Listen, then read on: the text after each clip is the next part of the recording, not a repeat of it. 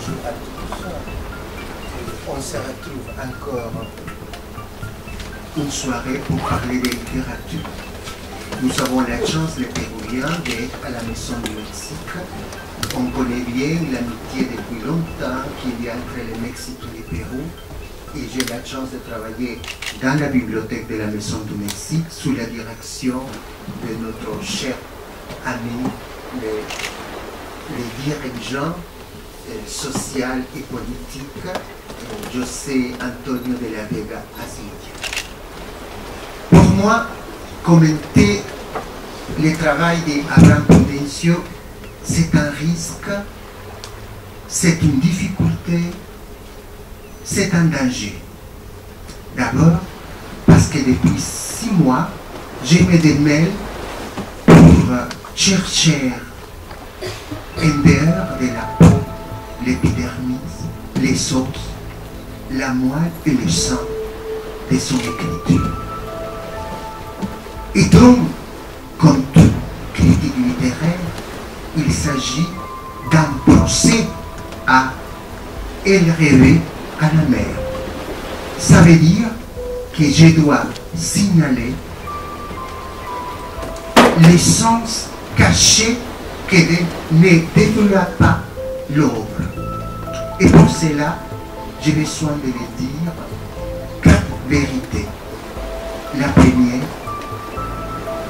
quelles sont les sources sur lesquelles il prend des forces pour écrire et le rêver à la mer. 2. C'est quoi la forme comme lui a composé un conte d'aspiration, un nouvelle et peut-être un jour un roman. Et troisièmement, je voudrais les dire la vérité sur la organisation de son travail, de les structures de son travail. Peut-être qu'il n'est pas tout à fait conscient comme un escriteur qui s'inspire librement de son expérience pour coucher sur les papiers cette histoire, que c'est ami une vérité et ami une fiction. Et finalement, une quatrième vérité, je voudrais me poser la question, est-ce que toujours on va lire de la même façon comme on lit maintenant? Est-ce que dans 20 ans, dans 40 ans, les siècles prochains, on va lire comme on lit maintenant? La dématérialisation du support de l'écriture conduit maintenant à une nouvelle génération d'écripteurs de la parole. Je finirai avec ça, avec quelques hypothèses à partir de mon travail à la bibliothèque, de qu'est-ce que c'est l'avenir du lecteur et de l'écriture. Et bon, quelles sont les sources d'Abraham Prudencio, l'écrivain, que ce n'est pas la même chose les citoyens Abraham Abel Prudencio Sanchez, et que ce n'est pas la même chose que Pancho de Paris et Pancho de Praga.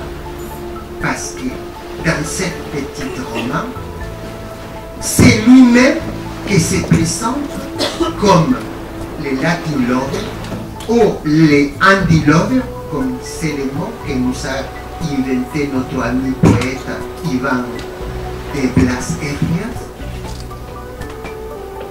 pour que lui se dévoile devant ses lecteurs comme un homme qui subisse en même temps toutes les pressions sociologiques de l'immigration, en même temps toute la problématique psychologique d'un auteur.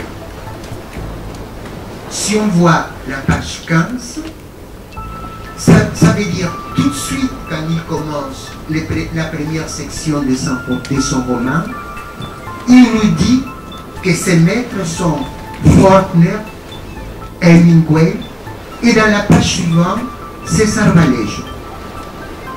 Mais il va finir plus tard, dans la page 69, presque à la fin du roman, pour nous dire qu'en plus de ces auteurs, il s'inspire en Flaubert.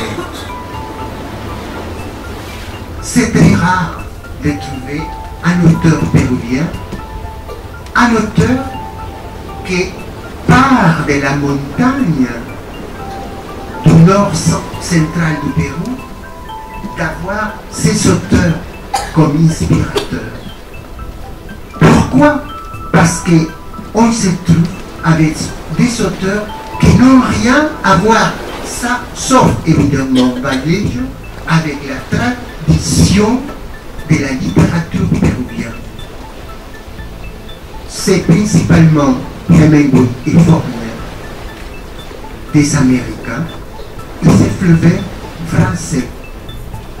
Je me demandais qu'est-ce qu'il a trouvé dans tous ces auteurs pour vouloir les signaler comme ses inspirateurs. Et moi j'ai trouvé que c'est le problème de la souffrance, de la solitude, de la ténèbre, de la mort. Tout son livre est parsemé avec des phrases sur la mort. Et plus ils soutiennent que c'est la mort l'objectif de son écriture, que tout le temps il voudra écrire sur la mort.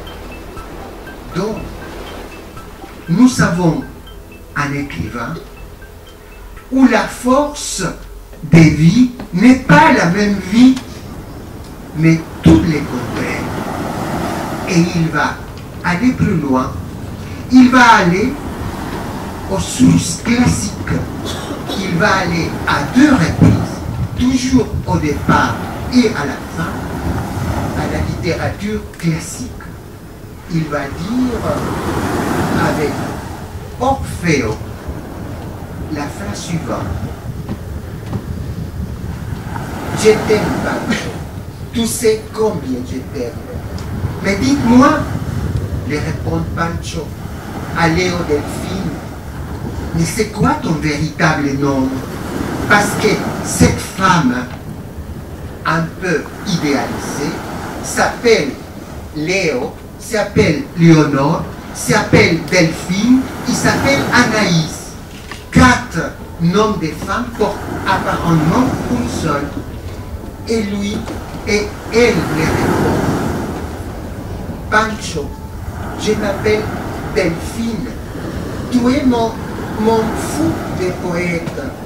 Moi je t'aimerai toujours et je retournerai jusqu'à l'enfer seulement pour regarder tes yeux. On a les scènes d'Orfeo, mais inversées. C'est pas Eurydice qui est la mort aux enfers, c'est Abraham Prudencio qui est dans l'enfer et que c'est Eurydice Delphine qui va le chercher. On a un renversement des rôles. Et cette même littérature de l'impossibilité de l'amour pur et parfaite, parce que Eurydice, comme vous le savez, elle va décéder juste les jours du mariage avant de sceller la scène, la table de l'amour. Et dans la page 38, l'écrivain poète Abraham Prudencio fait dire à la Eurydice Léo Delphine: moi, j'irai même aux enfers à condition que je puisse te voir.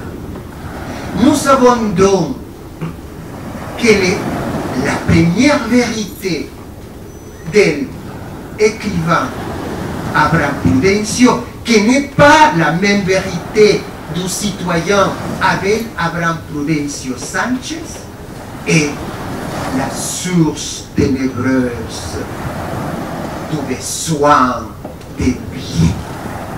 d'une âme perdue, soit à Paris, soit à Praga de Kafka, qui cherche à trouver la vie. Pour cela que son amoureux idéal va le chercher à l'enfer de la vie. La deuxième vérité, c'est la façon comme cette œuvre a été composée. C'est aussi quelque chose de particulier. Il y a à l'intérieur pas un roman écrit linéairement comme un récitatif à la 12e, à la 13e ou à la première personne. C'est construit les 8 sections au chapitre comme des dialogues qui se suivent un derrière l'autre. Dans le chapitre 1, il y a les dialogues entre Pancho le Parisien avec Léo, Léonore, Delphine, Anaïs. Dans le 12e chapitre, c'est un dialogue téléphonique très moderne entre Pancho le Parisien et Pancho le Pragois. En même temps qu'il y a dans l'espace-temps de Paris et Praga deux Pancho avec les mêmes caractéristiques personnelles et psychologiques, en même temps, il y a la présence de la femme idéale qui est elle qui cherche à les deux Pancho qui sont abandonnés pour elles-mêmes. Le 3e chapitre, c'est renverser les rôles. C'est Pancho le Pragois qui va parler avec une apparemment nouvelle femme. Dans ce cas, elle s'appelle Béatrice et elle est péruvienne. Dans le 4e dialogue, le Pancho Pragois va parler avec la première Léo, Léonore, Delphine, Anaïs. Et dans le 5e dialogue, c'est Pancho qui appelle à son chien. On pense que c'est un véritable chien, mais à fur et à mesure de la narration, on se trouve à la surprise que ce chien, c'est un jouet, c'est un peluche, mais c'est un peluche qui pense, réfléchit, conseille à son ami. Donc, ça veut dire que nous avons une composition faite complètement un dialogue. C'est quand même quelque chose de très particulier. Et quelle vérité on sort de ces compositions en dialogue? Qu'il ne s'agit pas d'un roman écrit et récitatif, mais plutôt d'une pièce de théâtre vital. Et j'ai été étonné quand ces sortes de compositions dialogales, je les trouvais aussi dans les monstres de la nature, de l'âge d'or de la littérature hispano-américaine. Je parle de López de Vega y Carpio. López de Vega y Carpio va utiliser ces mêmes techniques dans plusieurs de ses pièces de théâtre, comme les monstres de la nature.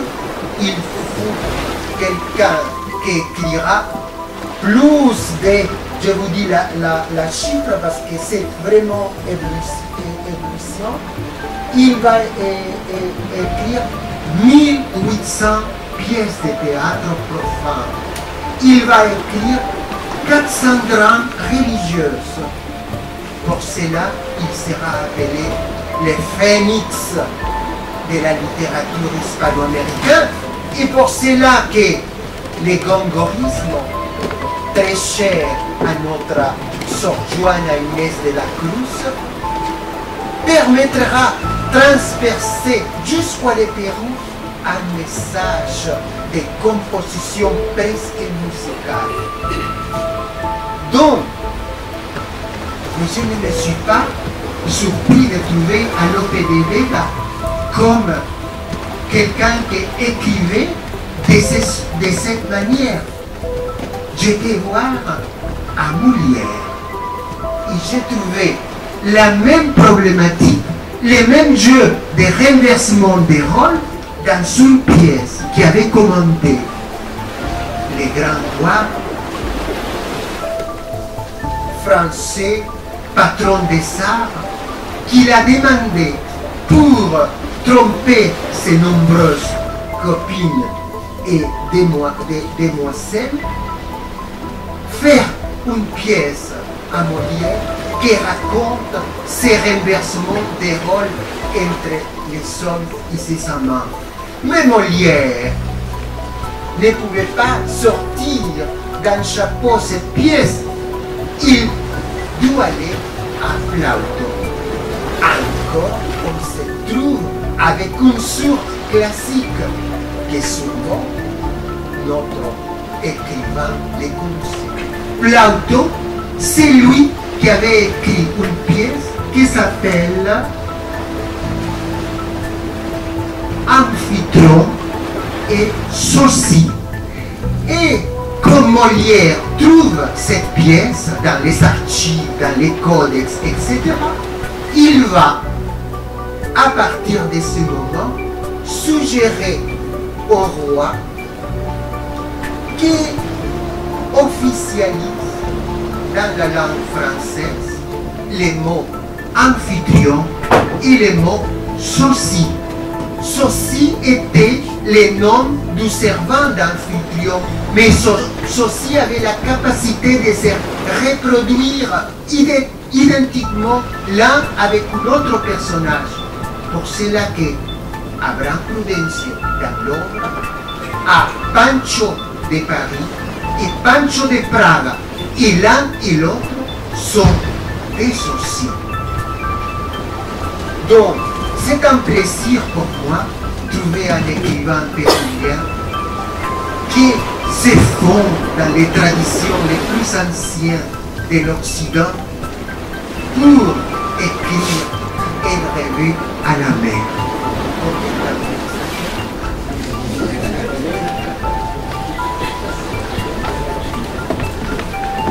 Iliade.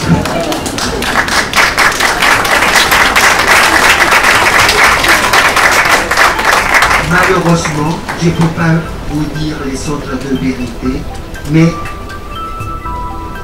j'aimerais bien une autre fois vous parler de comment on va lire.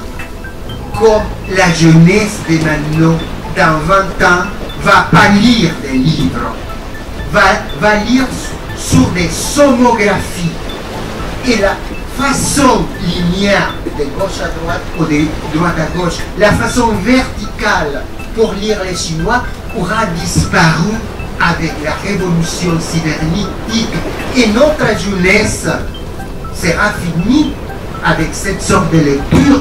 Et dans 85, ça veut dire dans les prochains siècles, je voudrais vous dévoiler à partir de mes études à la bibliothèque de la Maison du Mexique, comment on va lire ces sortes de somographies. Merci.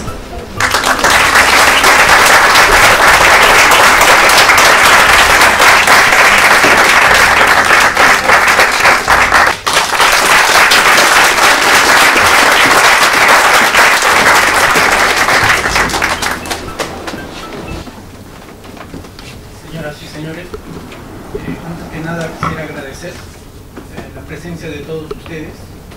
Me siento como muy pocas veces muy contento. Cada vez me convenzo más del gran poder que tiene la literatura, que tiene esta suerte de juntar a todos nosotros para un evento como este. Uno cuando se pone a escribir nunca piensa que se va a dar este tipo de acontecimientos, que se va a dar este tipo de reuniones, pero ese es el poder una vez más de la literatura. Para un escritor se dice que todo lo bueno o todo lo malo le ha sido dado para su obra, es decir, las alegrías, las tristezas, los momentos difíciles, los momentos alegres, todas esas cosas le han sido dados para la realización de su proyecto literario. Y no hay nada más interesante que la obtención de todas esas experiencias para ser plasmadas posteriormente en un libro, en una obra.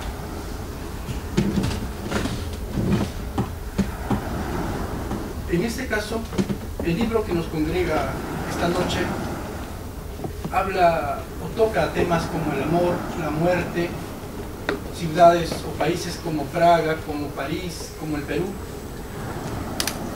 Si bien es cierto, estos temas son universales, porque han sido tratados de mil formas por los autores, por escritores, por poesías, pero hay siempre un elemento particular, un elemento esencial, un elemento casi propio de cada escritor, de cada artista. Es por eso que hace de un libro, hace de una novela, una obra particular. Y es por eso que de repente la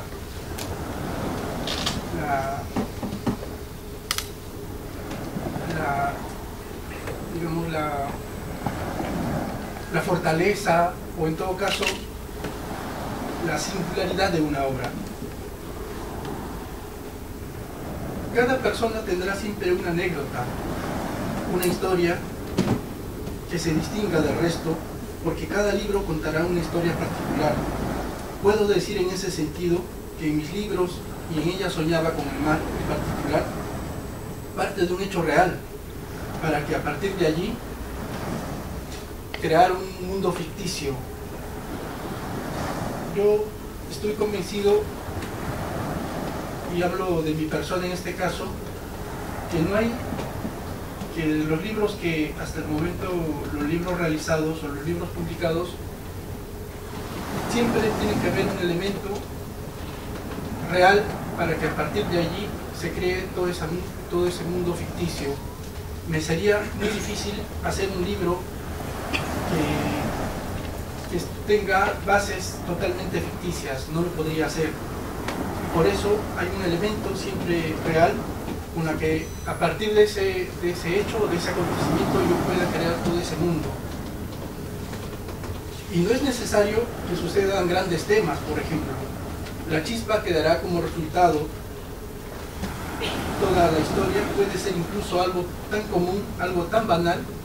Por ejemplo, la idea de hacer este libro surge de una conversación cotidiana en un día cualquiera. Recuerdo que un día coincidí en París con una amiga a quien no había visto hace mucho tiempo, y casi al instante se disculpó por no haber podido asistir a mi boda. Se disculpó como si ella lo sintiera enormemente, y me felicitó además por haber tenido una hijita. Yo me quedé muy sorprendido en el sentido que yo no estaba casado y tampoco tenía una hija, y ella, muy segura de sí, me dijo que sí, que ella estaba muy contenta y muy enterada, porque yo le había enviado un mensaje, y le dije que yo no era la persona que le había enviado esos mensajes ni esas afirmaciones. Y recuerdo que la amiga se quedó muy disgustada, pensando que yo era un impostor, que en realidad yo me estaba haciendo pasar por otro Abraham Prudencio. Y yo también me quedé un poco desconcertado. Y bueno, pasar de los días, recuerdo una noche, desperté sobresaltado, pensando con una idea. ¿Qué pasaría si hubiera otra persona igual que yo? A partir de ese momento surge, digamos, toda esta historia. Entonces, el resto del trabajo prácticamente era ponerse a sentar, ponerse a escribir, imaginando que existe en este mismo momento, en este instante, otra persona con mi mismo nombre, con mis mismas características, y lo peor, y para grabar las cosas, que escriba los mismos libros que yo he publicado, con los mismos títulos, y para exagerar, que tuvieran casi las mismas chicas, en tiempos distintos. Obviamente, en el plano real, en el plano cotidiano, esa historia no podía darse, porque no puede haber otra persona que pueda escribir las mismas cosas, que pueda pensar lo mismo que uno. Es imposible. Entonces me dije que ese Pancho, en realidad, es decir, el personaje, como se llama en la historia, Pancho, había sido presa de una desgracia que él no puede superar tan fácilmente, que es la soledad. La soledad le hacía vivir a Pancho momentos muy difíciles. Esa dificultad le hizo llevar a imaginar amigos, a imaginar unas historias para poder justificar su fracaso o su derrota, porque Pancho de alguna manera quería dedicarse su vida a escribir, quería dar prácticamente toda su existencia a la literatura, pero Pancho tenía una debilidad, que era el amor. Pancho se paraba enamorando todos los días, y todos los días se paraba suicidando por eso, porque las chicas con las chicas con que se enamoraba no la correspondían. En ese sentido, Pancho justifica esta historia, esta dificultad de la soledad, esta dificultad del desamor, inventándose a otro Pancho que pasara las mismas historias que él. Y como elemento surreal, digamos, él tenía un recuerdo que le habían dejado una de sus conquistas. Era un perro que se llamaba Belville, y él cada vez que en la soledad, presa del sufrimiento, de la distancia, del exilio, digamos, de alguna manera, no tenía más amigo, no tenía otro amigo que lo comprendiera mejor que su perro. Un perro que él había nombrado Belville, que era un perro de San Bernardo cruzado con Chihuahua, un perro muy pequeño. Entonces, cada vez que se emborrachaba, cada vez que bebía, porque a él le gustaba mucho vodka y whisky, cosas que yo nunca me atrevería a tomar,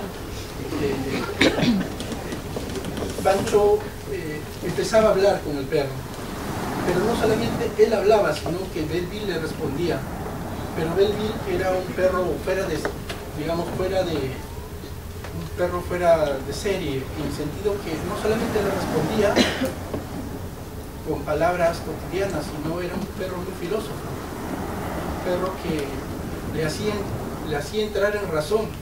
Por ejemplo, le dice, Pancho le pregunta, no recuerdo ahora el libro, pero una de las frases le pregunta, Belville, ¿tú crees que estoy loco? Y Belville le responde, no, Pancho, loco está el mundo, al menos tú amas. Y frases continuas, con el cual Belville se va a hacer una persona, un ancla para que Pancho no pueda escapar de este mundo real, para que no pueda enloquecer. ¿Sí? Entonces, en ese sentido, para mí cada historia tiene una base real, se sustenta de una base real para crear todo ese mundo ficticio, una conversación cotidiana, como les acabo de decir. Me dio esa inspiración para poder hacer este libro, y con eso quiero decir que no hay grandes temas, los temas pueden salir de algo tan banal, y el tema, yo sé que el tema del doble está ha sido tocado muchas veces, pero sin embargo, como dije, cada escritor tiene su punto de vista, tiene su particularidad, una anécdota distinta. Como todos ustedes, por ejemplo, al instalarse en París o vivir en París, siempre vivirán una historia particular y esa historia es la que alimentará un libro, una novela, un cuento, una poesía. En ese sentido, yo quería argumentar que, aparte del tema del doble, del amor, también hay el tema de la soledad. La soledad en el Pancho es muy marcada. Pancho es un personaje que siempre ha vivido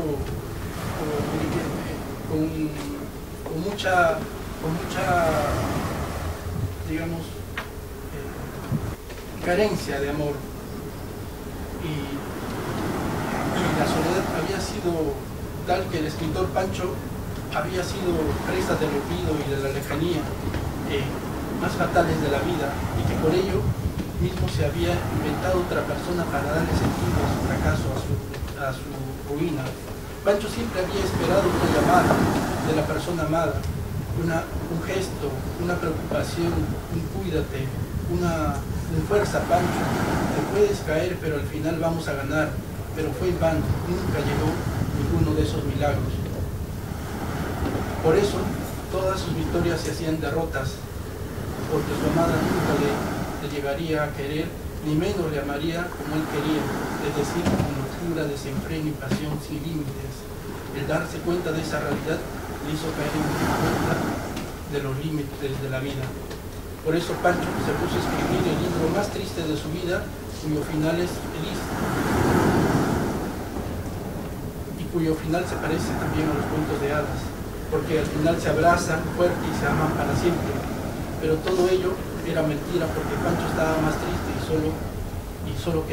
más solo que nunca, escribiendo cosas alegres para no terminar suicidándose.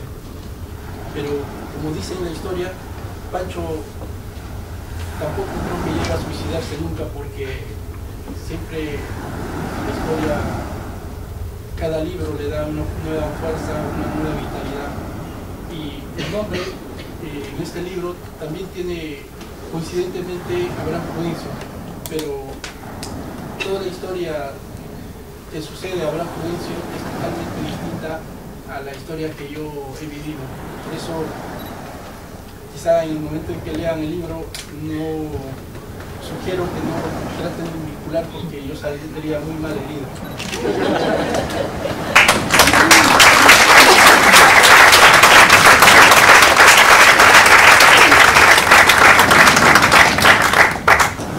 Essayer de faire passer en français toute la flamme et la passion d'Abraham pour son bébé. On le sentait un peu nerveux au début à lire les notes. C'était parti, on sentait qu'il parlait de quelque chose qui lui tient beaucoup à cœur. Donc, ella soñaba con el mar. Donc, Abraham a commencé par remercier tout le monde de votre présence aujourd'hui. Et particulièrement content de voir le pouvoir de la littérature unir tout le monde pour un événement comme celui d'aujourd'hui. Ensuite, Abraham a parlé du fait d'être écrivain, dire que tout ce qui arrive en positif, en négatif, le bien, le mal, est donné à l'écrivain pour nourrir son œuvre. Et dit-il, il n'y a rien de plus intéressant que toutes ces expériences pour en faire une œuvre. Et le livre qui nous réunit ce soir, donc Ella soñaba con el mar, réunit différents thèmes dont on a pas mal parlé déjà: l'amour, la mort, les villes de Paris, de Prague, le Pérou, 3P. Et ce sont des thèmes qui ont déjà été traités de manière universelle, traités 1000 fois, mais à chaque fois, il y a un élément propre à chaque écrivain, à chaque artiste, qui en fait une œuvre particulière, qui en fait une œuvre singulière. Et dans le cas du roman de ce soir, une anecdote se distingue. Ella soñaba con el mar vient d'un fait réel qui est arrivé donc dans la vie d'Abraham, et il en a créé tout un monde fictif. Et en l'occurrence, il dit qu'il ne se verrait pas créer ainsi un monde fictif ex nihilo, mais qu'il voit souvent un élément réel qui forme ainsi une graine qui germe en histoire.